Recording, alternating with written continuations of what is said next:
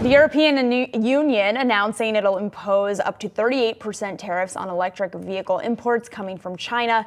That's expected to start on July 4th. Now, this, of course, coming a month after the U.S. quadrupled its tariffs on Chinese EVs to 100%. We spoke to a lot of analysts at the time who said the U.S. tariffs wouldn't have a huge impact on China's EV sales since there are no Chinese EVs here in the States. But what about these new EU duties? What impact could that have? Joining us to discuss, we have our very own Pras Subramanian. Pras, that's the key question I want to ask you about. How big of a headwind is it to see these tariffs imposed by the EU, given that there are Chinese EV sales happening in Europe right now? Yeah, I mean, I think that you could say that the EC, the European Commission, are kind of dropping the hammer here. I mean, 38.1% at the high mark was more than what was expected. I think there was a 25% or so tariff duty was expected. So, looking across, it's actually, the EC had discussions with Chinese officials about this, and they came to these sort of a staggered policy here. So for instance, for BYD cars, it would be a 17.4% tariff.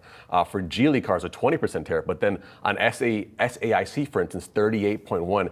And if an automaker did not cooperate with the EC on their investigation, they were all stuck at a 38.1%.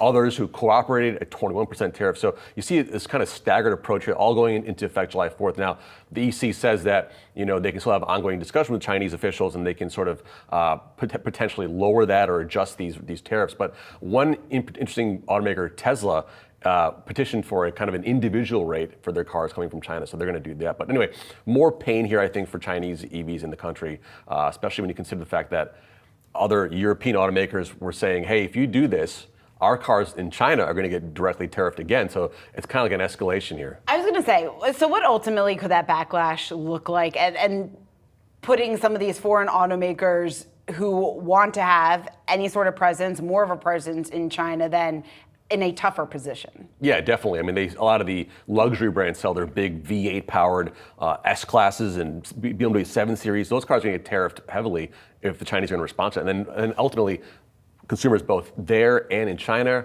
kind of worse off. And then just real quick, even with these tariffs, are some of these Chinese vehicles still cheaper than what some of the domestic automakers are offering? And I guess how much of an impact is it ultimately, at the end of the day, even going to have on some of that demand? I mean, the BYD seal, maybe around 15,000 euros or so, 25% tariffs can only make it 20 grand more, right? It's only 20 grand total, so it's still relatively cheap. In the US, 100% tariff would make it a bit more unpalatable. So you're absolutely right. I think it's potentially the fact that the tariffs may not have that big of an effect, but if you're a consumer, it's 38.1% on SAC cars. I mean, almost half. Yeah. All right. Pras, thank you so much for joining us. Really appreciate it. That was great. Thank you so much.